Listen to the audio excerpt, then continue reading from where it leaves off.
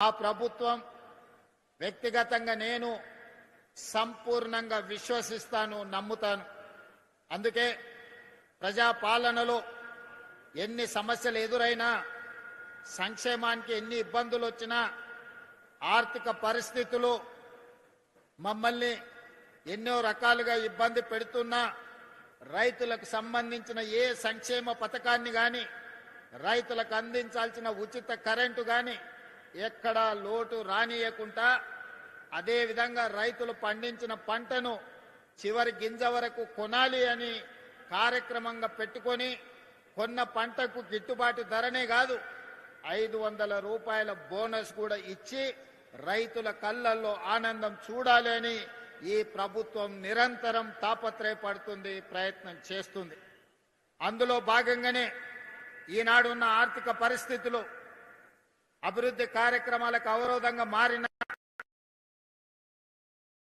బట్టి విక్రమార్క గారితో మాట్లాడి రైతులకు మనం ఇస్తున్న రైతు భరోసా పెంచడమే కాదు, వాళ్లకు ఈరోజు సిద్దిపేట గడ్డ మీద నుంచి రైతు భరోసా నిధులను విడుదల చెయ్యాలని ఇంతకుముందు కంప్యూటర్లో తుమ్మల నాగేశ్వరరావు గారు ఇతర సహచర మంత్రివర్గ సభ్యుల సమక్షంలో 70 లక్షల మందికి 3600 కోట్ల రూపాయలు దాదాపుగా ఇవాళ బటన్ నొక్కితే రేపటిలోగా మీ ఖాతాలలో ప్రతి రైతుకు 70 లక్షల మంది రైతుల ఖాతాలలో రైతు భరోసా నిధులు పడతాయి. అదేవిధంగా ఇంకా మిగిలిన 5400 కోట్ల రూపాయలు 20 రోజుల్లో ఇంకొక 2700 కోట్లు, అక్కడి నుంచి ఇంకొక 20 రోజుల్లో ఇంకో 2700 కోట్లు, దాదాపుగా ఇవాళ మార్చి 22 తారీఖు నాడు మనం ఉన్నాం. 45 రోజుల్లో 9000 కోట్ల రూపాయల రైతు భరోసా 70 లక్షల రైతుల ఖాతాలలో వేసి రైతుల కళ్ళల్లో ఆనందం చూడాలి. ఈ ప్రగతి ప్రణాళికలో రైతుల సంక్షేమం కోసం పనిచేయాలని మా ప్రభుత్వం దీక్ష భూని ఈనాడు సిద్దిపేట జిల్లాకు వచ్చి ఈ కార్యక్రమాన్ని ప్రారంభించుకున్నాం. మిత్రులారా, నేను ఎక్కువ వివరాలు చెప్పదలుచుకోలేదు, కానీ కొన్ని వాస్తవాలను మీ ముందు ప్రస్తావించాల్సిన అవసరం ఉన్నది. 114 నెలలు చంద్రశేఖరరావు గారు పెద్దలు ముఖ్యమంత్రిగా పనిచేసింది.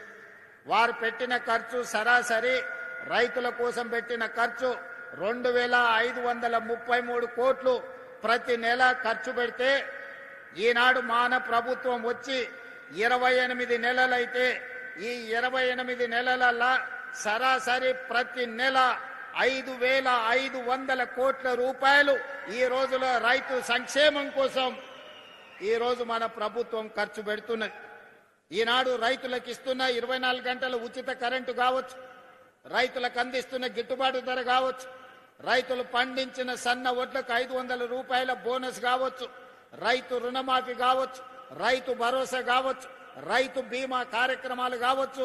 మీకు అకాల వర్షాలు వరదలు వస్తే, ముఖ్యంగా కామారెడ్డి ప్రాంతంలో ఏ అకాల వర్షం వచ్చినా, ఏ వడగండ్ల వాన పడ్డా ముఖ్యంగా కామారెడ్డి ప్రాంతంలో రైతులకు కష్టాలు వస్తున్నాయి.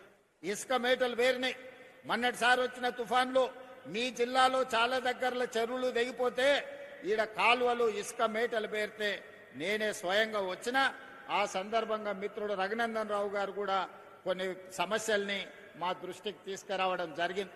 ప్రతి దగ్గర రైతుకు పంట నష్టం జరిగితే, అకాల వర్షాలు వచ్చినా, వరదలు వచ్చినా, వడగండ్ల వానబడ్డా రైతుకు ఎకరాకు 10,000 రూపాయల లాగా నష్ట పరిహారాన్ని అందించి ఈనాడు రైతులను ఆదుకుంటే, ఈ 28 నెలల్లో దాదాపుగా 1,30,40,000 కోట్ల రూపాయలు కేవలం రైతుల కోసమే ఖర్చు పెట్టి, ఇది రైతు ప్రభుత్వం, రైతు రాజ్యం అని చెప్పి రైతును రాజును చెయ్యాలని ఈనాడు మన ప్రభుత్వం ప్రయత్నం చేస్తుంది. మీ ఆశీర్వాదం, మీ అండదండలు ఉండడంతో ఈనాడు ఈ కార్యక్రమాన్ని అద్భుతంగా ముందుకు తీసుకెళ్తున్నాం. అదేవిధంగా మిత్రులారా, ఇంతకుముందు తుమ్మల నాగేశ్వరరావు గారు ఒక మాట చెప్పిండ్రు. ఈరోజు కేవలం వరి, ఈరోజు రాష్ట్రము చిన్నదైనా భారతదేశంలో ఈ 2 సంవత్సరాలు ప్రతి పంట మొట్టమొదటి స్థానం భారతదేశంలో తెలంగాణ రాష్ట్రం ముందు నిలబడ్డది వరి పండించడంలో. పోయిన సంవత్సరం 2,58,00,000 మెట్రిక్ టన్నుల వరి ఉత్పత్తి చేసి దేశంలోనే నెంబర్ 1 రాష్ట్రంగా ఈనాడు తెలంగాణ రాష్ట్రం నిలబడ్డది. కానీ ఈనాడు మా రైతులను చైతన్యం కలిగిన నిజామాబాద్, అదేవిధంగా మెదక్ జిల్లా ప్రాంత రైతాంగాన్ని నేను ఈ వేదిక మీద నుంచి విజ్ఞప్తి చేయదలుచుకున్నా. ఒకనాడు ఈ ప్రాంతంలో నిజాం సర్కారు ఉన్నప్పుడే నిజాం చక్కెర కర్మాగారాన్ని కట్టడం జరిగింది. ఈ ప్రాంతంలో రైతులు కమర్షియల్ క్రాప్లు పండించడంలో చాలా చైతన్యం కలిగిన వాళ్ళు. ఈ ప్రాంతంలోనే చెరుకు పండించేది, ఈ ప్రాంతంలోనే సోయాబీన్ పండించేది, ఈ ప్రాంతంలోనే మొక్కజొన్న పండించేది, ఈ ప్రాంతంలోనే ఎర్రజొన్నలు పండించేది, ఈ ప్రాంతంలోనే మీరు పసుపు పండించేది. ఆనాడు పెద్దలు చెప్పేవాళ్ళు, నేను నిజామాబాద్ వెళ్ళినప్పుడు, ఒకప్పుడు 1 క్వింటాల్ పసుపు మార్కెట్లో అమ్మితే తులం బంగారం కొనుక్కొని ఇంటామ కోసం తీసుకొచ్చేది అని. మరి ఇవాళ తులం బంగారమేమో 2 లక్షలు అయింది, పసుపుకు మాత్రము ఈరోజు ధరలు లేవు. కానీ ఈనాడు వ్యవసాయంలో మార్పు రావాలి. ఈరోజు పామాయిల్ ఫ్యాక్టరీని దాదాపుగా 750 కోట్ల రూపాయలతోని ఈనాడు కార్పొరేషన్ ఆధ్వర్యంలో ఈరోజు ప్రారంభించుకున్నాం. తుమ్మల నాగేశ్వరరావు గారు, రఘునందనరావు గారు చెప్పినట్టు తెలంగాణ రాష్ట్రంలో పామాయిల్ పంట ఈనాడు 3 లక్షల ఎకరాలకు చేరింది. 3 లక్షల ఎకరాలు కాదు, 10 లక్షల ఎకరాల పామాయిల్ పండించినా కొనడానికి ప్రభుత్వం సిద్ధంగా ఉంది. మీకు లాభసాటి వ్యవసాయంగా మారుతుంది. రైతును పంట మార్పిడిలోకి రావాల్సిందిగా నేను విజ్ఞప్తి చేస్తున్నా. ఇవాళ వేదిక మీద వరంగల్ రైతులు ఉన్నారు, రాజకీయ నాయకులు ఉన్నారు, ఖమ్మం జిల్లాకు సంబంధించిన వాళ్ళు ఉన్నారు, నల్గొండకు సంబంధించిన వాళ్ళు ఉన్నారు. మీరు ఖమ్మం వరంగల్ ప్రాంతానికి పోతే మీకు పత్తి పండుతుంది, మిర్చి పండుతుంది. నల్గొండకు వస్తే వడ్లతో పాటు కొన్ని కందులు పండుతాయి. ఆ నుంచి మా మహబూబ్నగర్కు వస్తే పచ్చజొన్నలు, సజ్జలు, కందులు పండుతాయి. మా దగ్గర దోసకాయలు పండుతాయి. రంగారెడ్డి జిల్లాకు వస్తే, వికారాబాద్ రంగారెడ్డి జిల్లాకు వస్తే ఇవాళ భారతదేశానికి మంచి కందిపప్పు ఆ ప్రాంతంలో పండిస్తున్నాం. ఈరోజు రంగారెడ్డి జిల్లాలో ద్రాక్ష తోటలు కానీ, కూరగాయలు కానీ, పాలకూర కానీ, మెంతం కూర కానీ, ఈరోజు కొత్తిమీర కట్టలు కానీ, ఒకప్పుడు ద్రాక్ష తోటలు కానీ రంగారెడ్డి జిల్లా చుట్టూతో ఉండేది. పాడి పరిశ్రమ ఉండేది. ఆర్టీసీలో బస్ ఎక్కితే వనస్థలపురం హయత్ నగర్ నుంచి పాల క్యాన్లతోని, కూరగాయల తట్టలతోటి పండ్లు, ఫలాలు, కూరగాయలు తీసుకొని మా రైతులు ఆర్టీసీ బస్సులో హైదరాబాద్కు అమ్మనికి వచ్చేది. కాలం మారింది, రియల్ ఎస్టేట్ పెరిగింది, పంట తోటలు అన్నీ కూడా లేఅవుట్లు అయిపోయినాయి, ప్లాట్లు అయిపోయినాయి. ఇవాళ ఎక్కడ చూసినా పాలు ఎక్కడి నుంచో కొనుక్కుంటున్నాం, కూరగాయలు విదేశాల నుంచి తెచ్చుకుంటున్నాం, కోడిగుడ్లు పక్క రాష్ట్రం నుంచి తెచ్చుకుంటున్నాం, తమిళనాడు నుంచి. మరి చికెన్ కావాలంటే ఒక దగ్గర పోతున్నాం, పాలు కావాలంటే చిత్తూరు పోతున్నాం, కూరగాయలు కావాలంటే ఇంకో రాష్ట్రం పోతున్నాం. ఇట్లా ఏది చూసినా ఇవాళ ఇతర ప్రాంతాల నుంచో, ఇతర జిల్లాల నుంచో, ఇతర రాష్ట్రాల నుంచో, ఇతర దేశాల నుంచో దిగుమతి చేసుకునే పరిస్థితి వచ్చింది. దీనికి కారణం ఏందో మా రైతన్నలను ఆలోచన చేయమంటున్నా.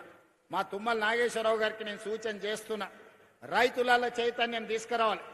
రైతులు పండించే వడ్లు ఒక్కటే మన సమస్యకు పరిష్కారం కాదు. ఇవాళ వరి పండిస్తే వ్యవసాయ రైతుకు కష్టం తక్కువ ఉందని వరి పండిస్తుండ్రు, వరి కొంటున్నాం. కానీ భారతదేశంలో ఈరోజు ఈ దేశానికే కాదు, ప్రపంచంలో అన్ని దేశాలకు మన దగ్గర పండించిన వడ్లు, బియ్యం సరఫరా చేసినా ఇంకా మిగిలిపోయే పరిస్థితి ఉంది.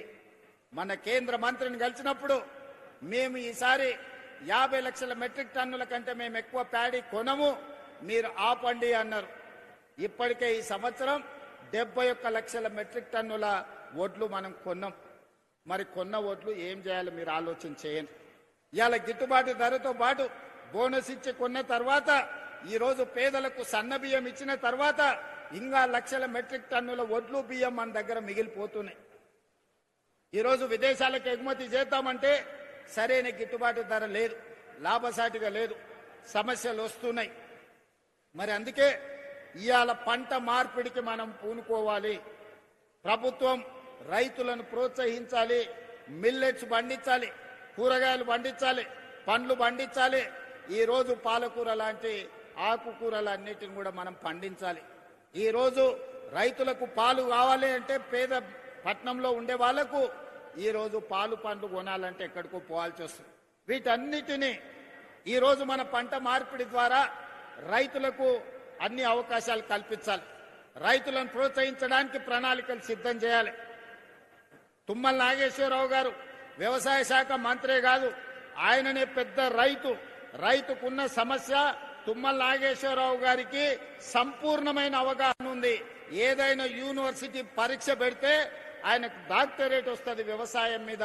వ్యవసాయంలో ఆయన ప్రజాప్రతినిధిగా ఉంటే ప్రజలల్లో ఉంటాడు, ప్రజాప్రతినిధిగా లేకపోతే వ్యవసాయ పొలాలలో లొంగి కట్టుకొని వ్యవసాయ పనుల మీద ఉంటాడు.